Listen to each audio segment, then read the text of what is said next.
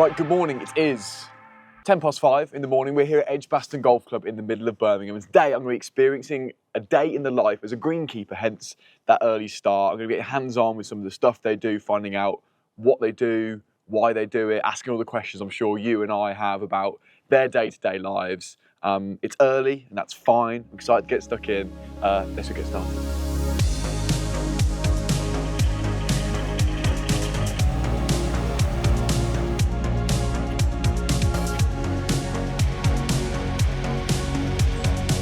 Right, good morning. I'm here with Jake, course manager. Jake.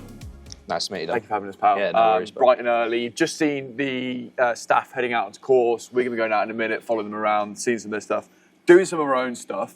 What am I going to be getting up to today?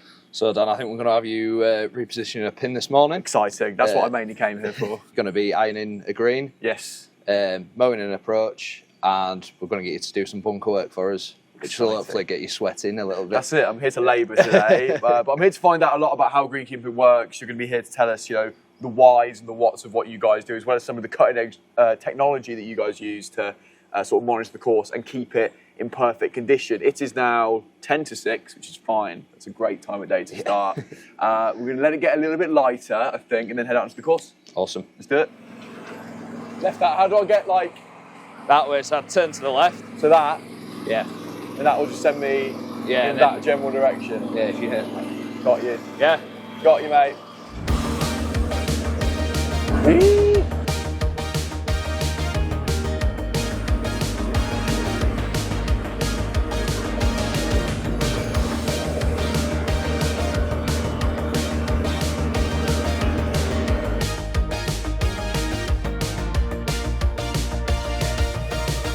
It's a real feel thing, isn't it, to get the idea of it? I mean, I've had new guys and it takes them quite a while to get used to it. Yeah, so especially this time of year, Dan, we're using it sort of alternative days. So say we cut on a Monday, we'll roll on a Tuesday, and then work our way through the week like that, just to help mitigate some turf stress this time of year. During competition, busy schedule times, we generally cut and roll to help promote speed and ball roll. It's a great bit of kit, especially in the winter months when we're not really cutting so much, but we still want to present a surface for the members and the visitors. It's great for that time. And so you use that on all the greens today instead of cutting. So you'll cut tomorrow? Yeah, absolutely. And what will you have these guys rolling at today? We'll do a bit of stim-reading later, I think. Yeah, but what have we got them at today? So day to day, I'd say they're probably around 9.5. Yeah. I'm probably playing that safe just in case they're a little bit slower and our members see some of this. On that day, voltage. actually wasn't, yeah. Yeah. Right, Jake, my freshly ironed green. Yep. Now time for a stimp measurement. And you'll do this every morning once the greens have been ironed or cut, depending on the day. Yeah, absolutely. So this just gives us an idea where we're at. 10's ideal, perfect for our day-to-day membership. 9's a little bit slow, but we have just raised the height of cut slightly on the greens.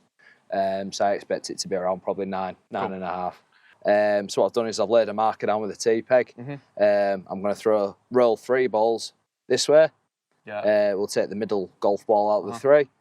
We'll measure with a measuring tape from this point to there, and then we'll repeat the process coming back. Take an average of those two. And take an average of those 2 readings. Beautiful, right, let's do it. Let's see what we're rolling at today.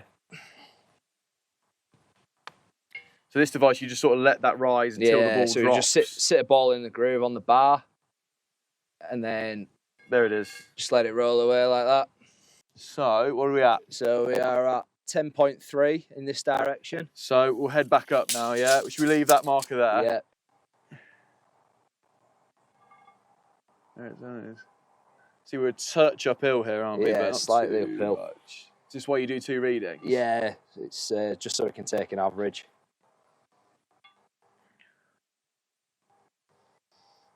There it goes. Can you get a read there? That is not quite straight. There we go. 8. Yeah. 8 on the dot. So there, if we were 10.3, so we're around, what, 9.1? 9.1 in the middle of that. Kind of what I thought. Pretty much what you said there. Okay, Jake, as I said, it's time to replace a hole. I think this is the most exciting part. I really enjoy this job, setting up the golf course for the day. The club have actually posted some stuff on social media before, and the amount of comments. People love this stuff, man. Interaction we've got, yeah. So golfers seem to find it really satisfying. And we're going to give the people what they want today. But before we actually get into the practical side of it, talk me through how you figure out where a pin's going to be on a green. Are there a certain amount of possible options? Where can they go? Where can't they go? Let us know. Yeah, so we always stay sort of 6 feet in from the edge of the green. Okay. Day to day, we try and go for 6 pins at the front, 6 pins in the middle, and 6 pins at the back. We keep things relatively easy for day to day golf. You know, how many options would you say there are on a green of this size? So I'd say around here we've got plenty. This is a decent sized green, so we've probably got anywhere between sort of 15 and 20 positions on here. Oh, wow.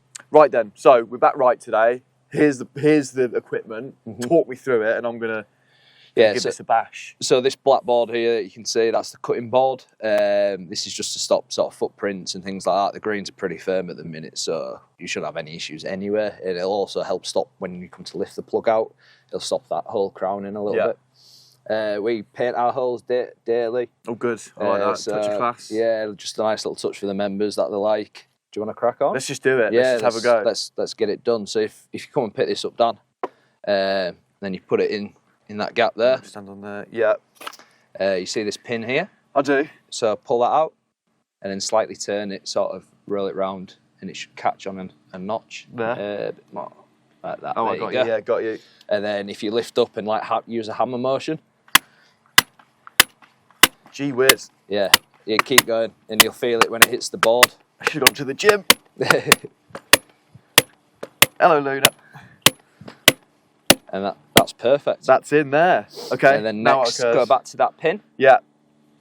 Put it back into the other Back in notch. to there. Then if you spin the handles round, keep going. Oh, I can feel that. Give it maybe 2 or 3. And then just lift her up now. So lift her up towards your chin. And then plop it on the side of the board. Beautiful. Perfect. Hey, there we go. That was quite satisfying, wasn't it? So what have I got in here now? Just a So bit of turf? so you've got the plug, where the new cup's going to go, and then we'll go and replace that now into the old hole cup. There you go. Yeah, there it is. Awesome. So I've got the hole there. And then just take it to the side of the green, down, and give it a tap with the metal, just to clear any mud off it. And then if you want to put that in there, Dan. Oh, I see. So this is filling that back up yeah, there. so So just literally as I see it, not Yeah. anything special. So I'll pop it back in, give it a bit of a wiggle round in sort of a circular motion. Give it a tap. There you go. And then if you pull this lever out, so push, and then it should pop out. There you go. Got you. And then if you wind it round, there's a that way. Yeah, no other way. Toward That's me. it. Oh, right, there you go. Keep going. That's perfect. And then roll that, keep going, and tuck it back behind. Perfect. So if you have a look here, Yeah. you might see some little straggly bits of turf. Oh wow, yeah. So if you just give them a clip.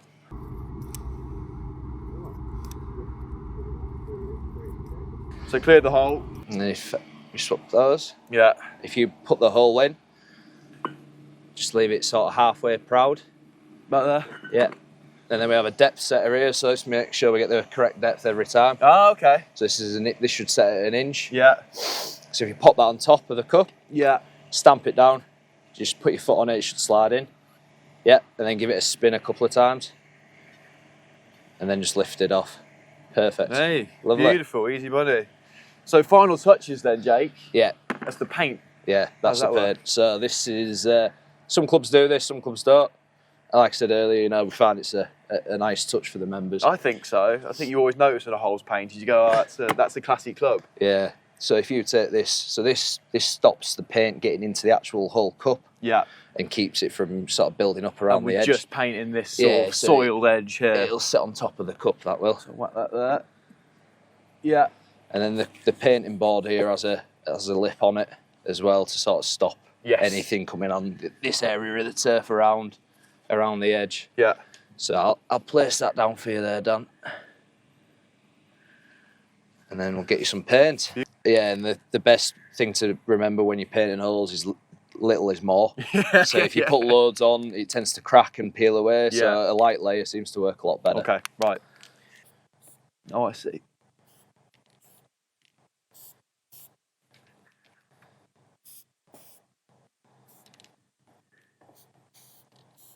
Can I have a look at that? I don't want to overcook it.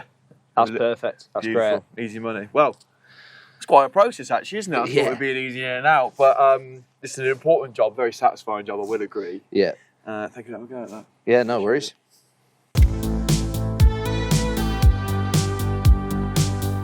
So for cutting, you go into the tortoise. I like how they've got They really animals make it that show the speed. Yeah. It's like they knew I was coming. So your revs need to be on full. Okay. So when you come to cut your first line, get a little bit on, just be front two cutting units, Yeah. and then tap that down, and your units will drop then. And then when you get to the end, pull it back towards you. Okay. Yeah. So I think we'll start from the tee and work up, Dan. Sounds good. So our tee and surfaces are cut 8mm in the summer. We mow those 3 times a week. Wow. So it's Monday, Wednesday, Friday. Yeah. Approaches are the same. So they're Monday, Wednesday, Friday, and they're also cut at 8mm. Keep cutting a bit. At fairways, they're cut at 13mm. Keep They're going. mowed 3 times a week. Yeah. Semi-rough is at 22mm. That is cut twice a week.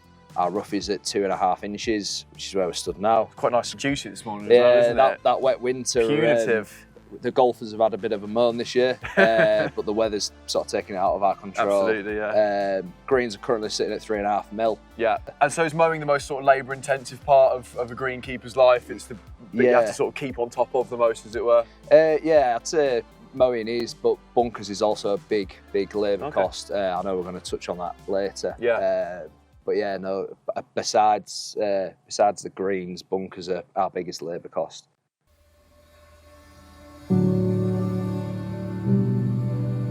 And why is that? Just the maintenance of them? Yeah, and you know, during heavy rain events, we used to have to get like 3 or 4 guys out here and fix the washouts. So it's things. manpower as much as the actual sort of physical part of it as well. Yeah, so the club looked at installing a liner. So it's a rubber crumb liner. What that does is it prevents sand contamination, weeds coming through the surface.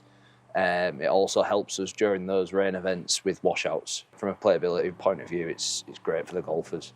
And it should last us, for a good 20-25 years now. While I've got you, I've got to ask, when I end up in a bunker and I come out of that and I'm playing with my mates and I've got to rake it quickly, how should I be raking it? How do you want to see it raked by us, by golfers, when we're out on the course? Yeah, so I mean, typically, when golfers come into a bunker, they either, some clubs don't have members that rake the bunkers after themselves, we've all seen it. But we always see a pulling motion. Really, we need what we need to see. Working in a pushing motion, pushing away like that, and it'll leave a nice area if anybody was to land there after yourself. And where should I leave the rake? So, or is this club by club? Or it's what? an opinion. It is an opinion. What's your opinion? I like to see them in the bunker. Just all fully in the bunker, yeah. If they're outside the bunker and a ball hits it, it could rest up behind it. Don't want that.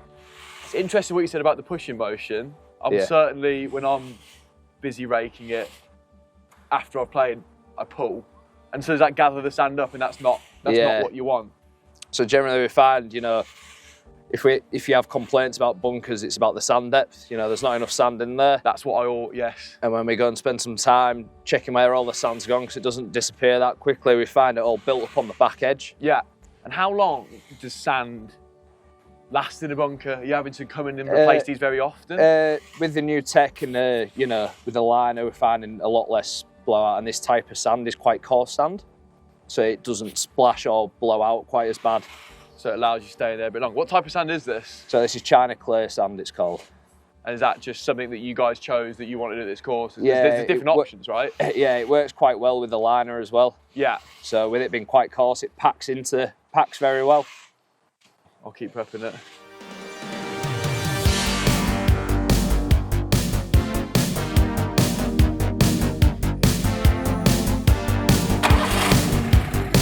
Press it down to drop it, and then when you get to end, then I'll point up. Okay. Point up.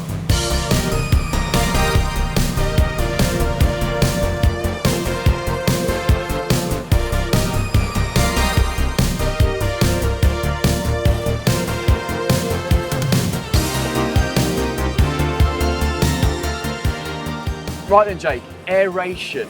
Yeah. I think maybe one of the biggest bugbears of members, but what we're going to chat about here is what it is, and most importantly, why it's so important. So should we start with that? Why do you do aeration when you do it? Yeah, so we typically aerate heavily during August. Yeah.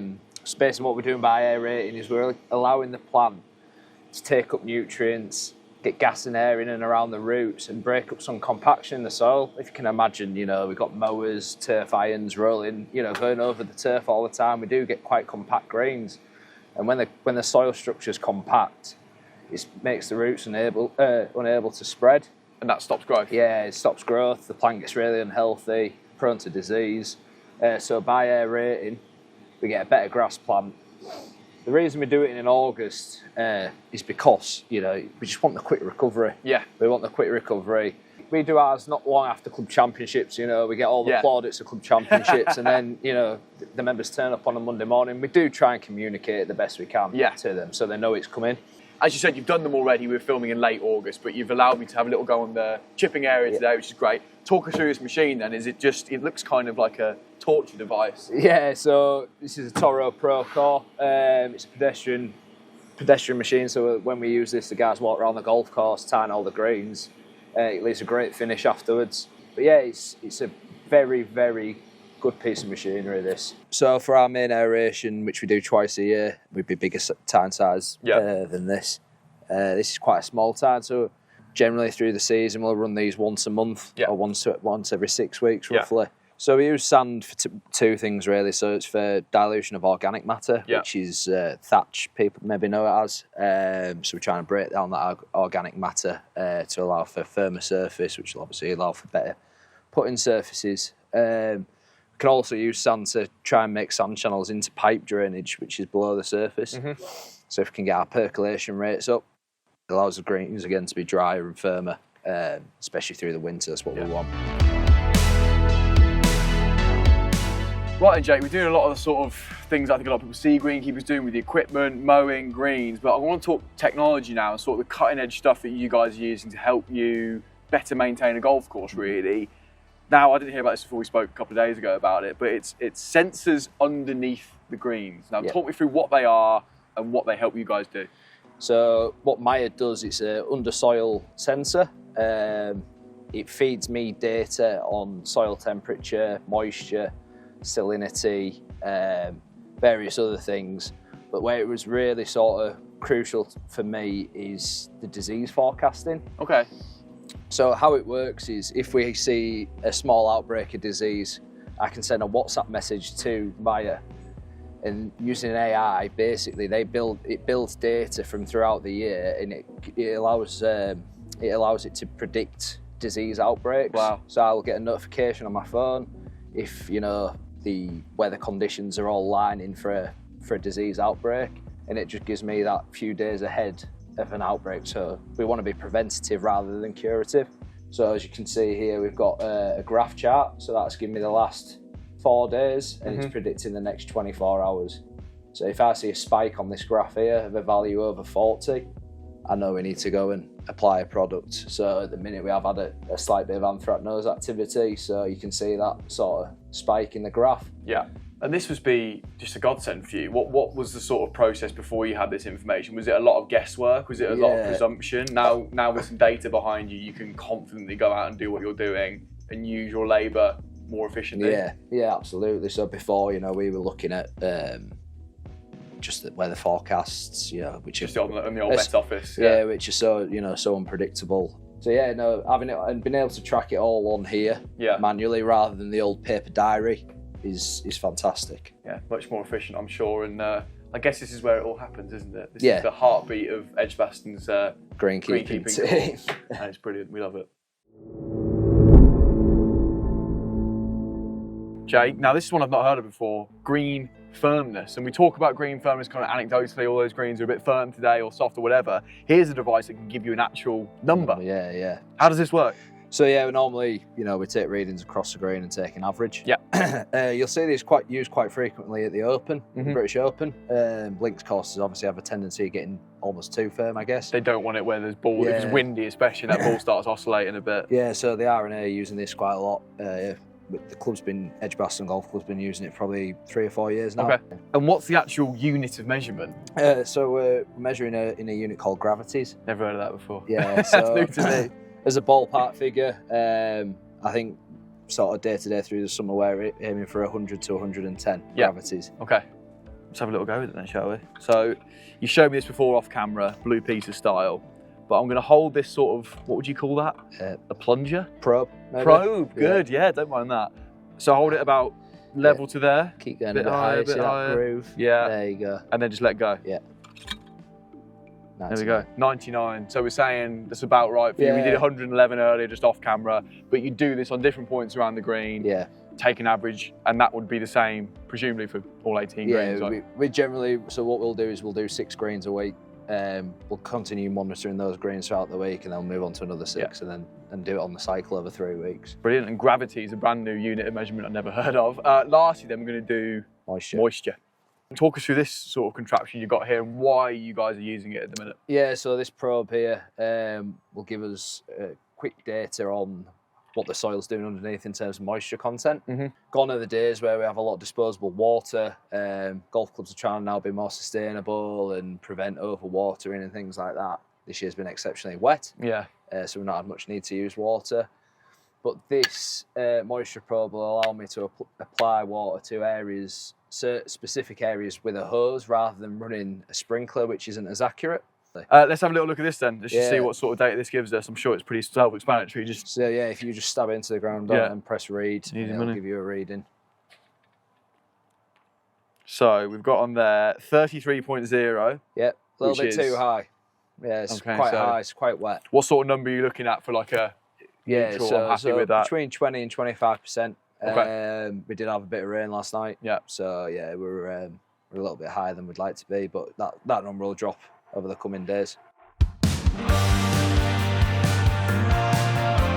Well, there we go, Jake. I think we're about done for the day. Really appreciate you showing the ropes. I want to thank Bigger for setting this opportunity up to sort of teach you guys a little bit about what greenkeepers like Jake up and down the country, across the world, are up to. I've enjoyed it, Jake. Do you enjoy this sort of lifestyle you've been living, looking after this beautiful golf course? Yeah, I think it's a fantastic career, Dan. It's, you get the beauty of being outdoors all day, although the weather can be bad at times. Days like today make it worth it, really.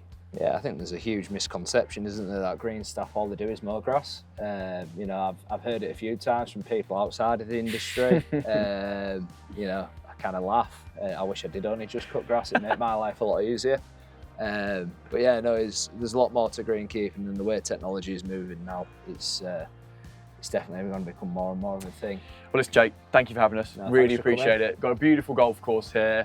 Hopefully you've learned a little bit about what Jake and his crew and teams up and down the country across the world get up to.